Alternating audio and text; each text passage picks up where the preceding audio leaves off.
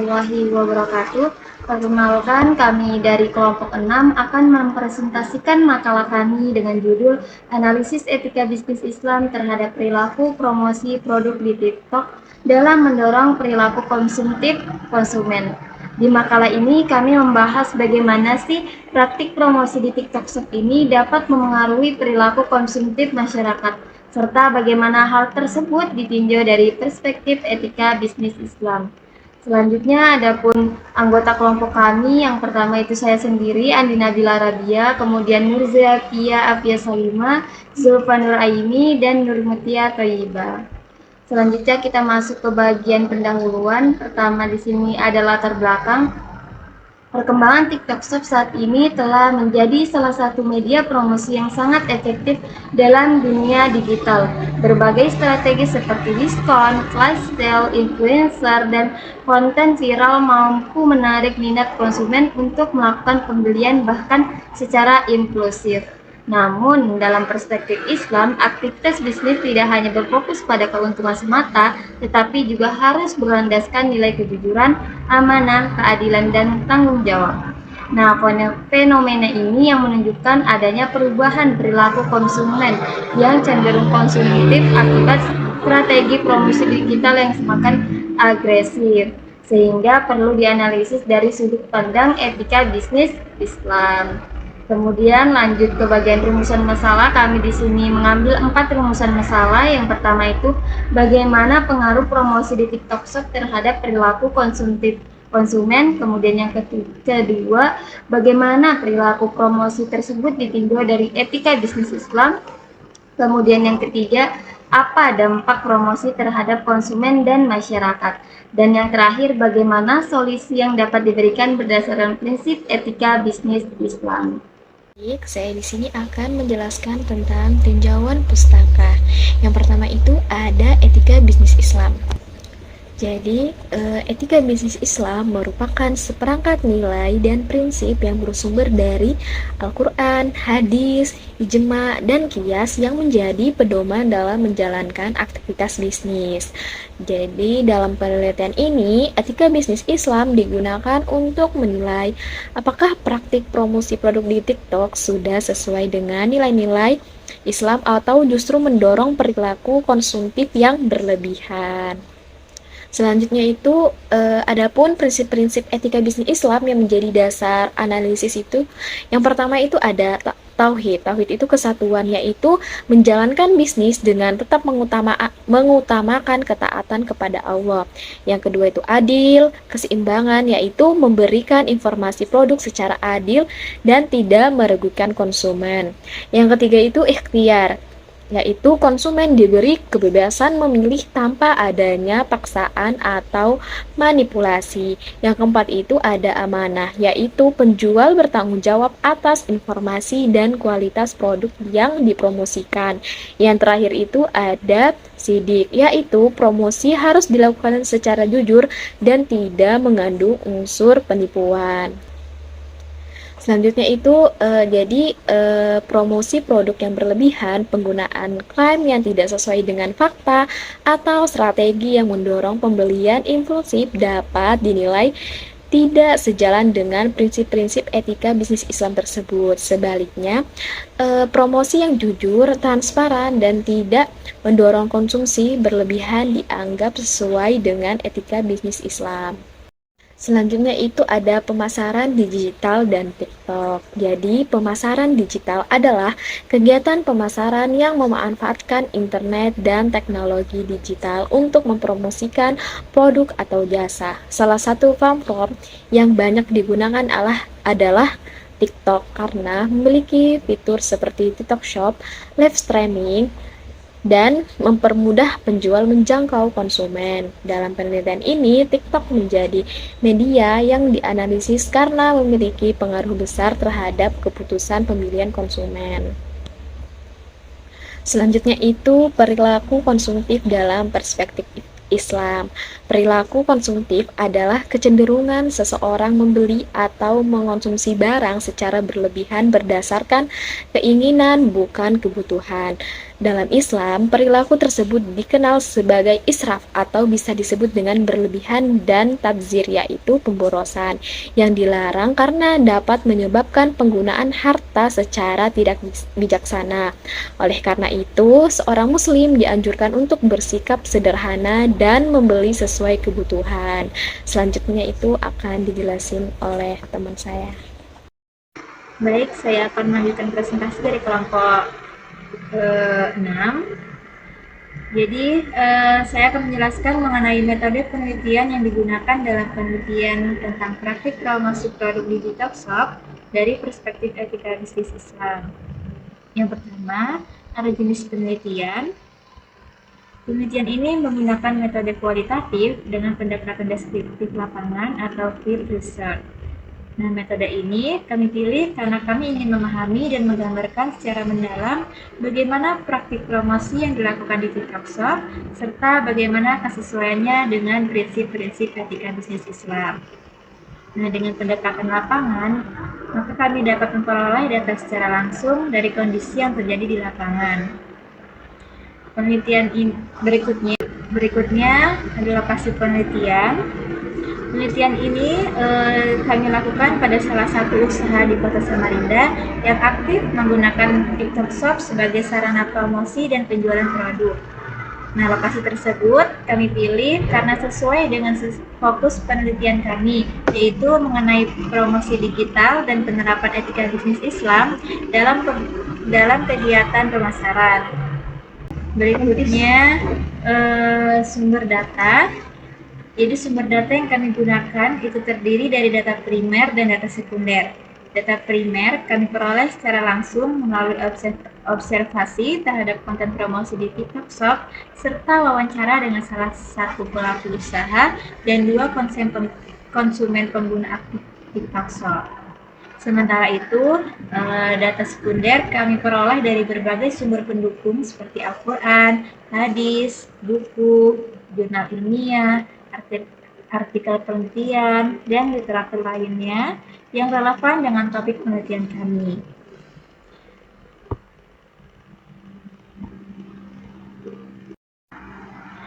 Berikutnya ada teknik pengumpulan data. Dalam pengumpulan data, kami menggunakan 3 teknik. Yang pertama, observasi, yaitu dengan mengamati secara langsung berbagai bentuk promosi yang terdapat di TikTok Shop, seperti video promosi, diskon, testimoni pengguna, dan fitur pemasaran lainnya. Kedua, wawancara seni struktur yang dilakukan kepada pelaku usaha dan konsumen untuk memperoleh informasi yang lebih mendalam mengenai strategi promosi dan perilaku pembelian konsumen. Ketiga, dokumentasi, yaitu dengan mengumpulkan tangkap layar, catatan observasi, transkrip wawancara, dan dokumen pendukung lainnya yang berkaitan dengan penelitian kami. Berikutnya, teknik analisis data. Setelah data terkumpul, kami melakukan analisis data menggunakan model Miles, Huberman, dan Saldana yang terdiri dari 3 tahap. Tahap pertama adalah kondensasi data, yaitu memilih dan memfokuskan data yang relevan dengan penelitian. Tahap kedua adalah penyajian data, yaitu menyusun data secara sistematis agar lebih mudah dipahami dan dianalisis. Tahap ketiga adalah penarikan kesimpulan dan verifikasi, yaitu menyimpulkan hasil penelitian serta memeriksa kembali kesesuaiannya dengan data yang telah diperoleh. Selanjutnya, hasil penelitian itu kami analisis berdasarkan prinsip-prinsip etika bisnis Islam, yaitu tauhid, keadilan, ikhtiar atau kebebasan memilih, amanah atau tanggung jawab, sidik atau kejujuran, dan ihsan atau kebijakan. Nah, analisis ini kami lakukan untuk menilai apakah praktik promosi yang dilakukan di TikTok Shop itu sudah sesuai dengan nilai-nilai etika bisnis Islam.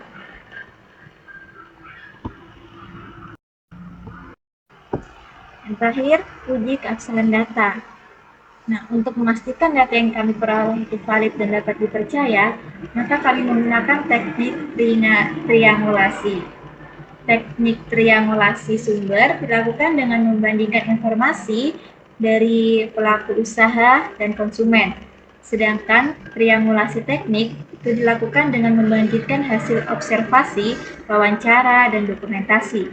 Nah, dengan cara tersebutlah data yang diperoleh itu menjadi akurat, objektif, dan dapat dipertanggungjawabkan.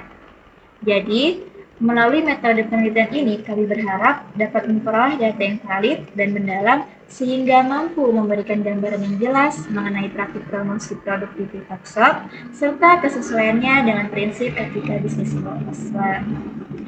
Selanjutnya akan dijelaskan oleh teman saya. Jadi di sini saya akan melanjutkan pembahasan mengenai hasil dan pembahasan. Pertama ada deskripsi kasus. Dalam penelitian yang kami lakukan terhadap praktik promosi di produk di TikTok Shop melalui observasi dan wawancara dengan satu pelaku usaha serta 2 konsumen, hasil penelitian kami menunjukkan bahwa promosi banyak memanfaatkan konten hiburan, video ulasan, testimoni pengguna, diskon, dan fitur keranjang kuning untuk menarik minat beli konsumen. Dari sisi konsumen, faktor seperti diskon, viralitas produk, ulasan, dan testimoni menjadi pendorong utama keputusan pembelian, termasuk pembelian impulsif. Temuan ini menunjukkan bahwa promosi di TikTok memiliki pengaruh terhadap perilaku konsumtif konsumen. Selanjutnya, analisis prinsip etika bisnis Islam. Pertama ada analisis dari prinsip kesatuan atau tauhid. Prinsip ini menekankan bahwa seluruh kegiatan bisnis harus didasarkan kepada kesadaran bahwa setiap tindakan akan dipertanggungjawabkan kepada Allah Subhanahu wa taala. Dalam penelitian kami, pelaku bisnis menyatakan bahwa penggunaan foto produk asli dilakukan sebagai bentuk transparansi kepada konsumen yang mencerminkan upaya menjalankan bisnis secara jujur dan bertanggung jawab. Yang keempat, analisis dari prinsip tanggung jawab atau amanah. Prinsip ini mengharuskan pelaku bisnis bertanggung jawab atas informasi yang disampaikan kepada konsumen.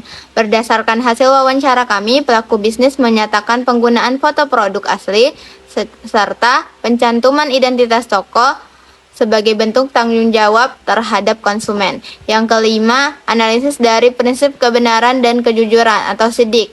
Prinsip ini menuntut pelaku usaha untuk menyampaikan informasi secara jujur dan benar. Berdasarkan hasil wawancara kami, konsumen pertama menilai bahwa sebagian produk yang diterima sesuai dengan promosi yang ditampilkan. Namun, pengalaman konsumen kedua yang menemukan ketidaksesuaian antara produk dan harapan menunjukkan bahwa masih terdapat aspek yang perlu diperbaiki dalam penyajian informasi. Yang keenam, ada analisis dari prinsip kebijakan atau ihsan. Analisis ini mendorong perilaku pebisnis untuk memberikan yang terbaik bagi konsumen, baik dari segi kualitas, layanan, maupun informasi yang disampaikan. Dalam penelitian kami diwujudkan melalui promosi yang informatif, layanan yang baik, serta orientasi bisnis yang tidak hanya berfokus pada penjualan, tetapi juga pada kebutuhan konsumen. Pembahasan selanjutnya yaitu dampak dan pembahasan. Hal ini terdapat 5 hal dampak. Yang pertama, dampak terhadap konsumen. Yang kedua, dampak sosial. Yang ketiga, dampak terhadap reputasi perusahaan. Yang keempat, dampak terhadap keberlanjutan usaha. Yang kelima, relevansi kasus dengan kondisi bisnis modern. Selanjutnya, saya akan membahas solusi dan rekomendasi. Yang pertama, rekomendasi untuk pelaku bisnis dan konten kreator, yaitu menerapkan prinsip keterbukaan penuh dengan menyatakan dengan transparan bahwa konten yang dibuat merupakan bentuk promosi berbayar. Memastikan setiap klaim terkait produk didukung oleh bukti yang sah, akurat, dan dapat dipertanggungjawabkan. Mengutamakan promosi produk yang berkualitas dan benar-benar memberikan manfaat bagi konsumen, serta menghindari penggunaan teknik pemasaran yang manipulatif. Yang kedua yaitu rekomendasi untuk platform TikTok, yaitu memperkuat sistem moderasi konten untuk mendeteksi dan menghapus konten promosi yang mengandung klaim palsu. Mewajibkan pelabelan yang jelas pada seluruh konten promosi berbayar, mengembangkan fitur yang mendukung perilaku konsumsi yang lebih bertanggung jawab. Yang ketiga ada rekomendasi untuk konsumen muslim, yaitu meningkatkan literasi digital dan literasi keuangan agar lebih kritis dalam menanggapi konten promosi di TikTok, serta tidak mudah terpengaruh oleh strategi pemasaran yang manipulatif. Menerapkan prinsip konsumsi Islami dalam setiap keputusan pembelian, menyusun anggaran belanja daring yang jelas, serta berkomitmen mengamalkan nilai qanaah atau rasa syukur. Yang keempat yaitu rekomendasi untuk pemerintah atau regulator, yaitu dengan memperkuat regulasi terkait iklan dan promosi di platform digital, dengan meningkatkan pengawasan terhadap klaim produk yang dipromosikan, mendorong pengembangan promosi dengan program pendidikan literasi digital dan literasi keuangan yang terintegrasi dalam kurikulum pendidikan. Selanjutnya kita masuk ke bagian kesimpulan. Promosi di TikTok Shop terbukti memiliki pengaruh terhadap keputusan pembelian konsumen, terutama melalui diskon, viralitas, dan konten promosi yang menarik. Dalam perspektif etika bisnis Islam, praktik ini sudah menunjukkan adanya nilai kejujuran dan tanggung jawab. Namun, masih diperlukan peningkatan transparansi agar tidak terjadi ketidaksesuaian antara promosi dan produk yang diterima. Secara keseluruhan, TikTok memiliki dampak positif dalam memudahkan promosi, tetapi juga berpotensi untuk mendorong perilaku konsumtif jika tidak diimbangi dengan pengendalian diri dan penerapan etika bisnis Islam. Selanjutnya, pada bagian ini kita dapat melihat hasil observasi kami terhadap konten promosi di TikTok Shop. Terlihat bahwa promosi yang dilakukan melalui video ulasan produk, testimoni pengguna, serta penawaran diskon dan promo tertentu. Strategis ini dibuat untuk menarik perhatian konsumen agar tertarik melakukan pembelian. Selanjutnya ini dokumentasi wawancara dengan pelaku usaha dan juga konsumen. Dari hasil wawancara, pelaku usaha menyatakan bahwa TikTok sangat efektif untuk menjangkau konsumen karena sifatnya yang luas dan berbasis konten viral. Sementara itu, konsumen mengakui bahwa mereka sering tertarik membeli produk karena diskon, ulasan video, dan testimoni penggunaan lainnya. Bahkan ada juga yang melakukan pembelian secara spontan setelah melihat promosi di TikTok. Baiklah, terakhir sebagai penutup, demikian presentasi dari kelompok kami. Kami berharap penelitian ini dapat menambahkan pemahaman mengenai pentingnya penerapan etika bisnis Islam dalam praktik promosi digital, khususnya di TikTok Shop.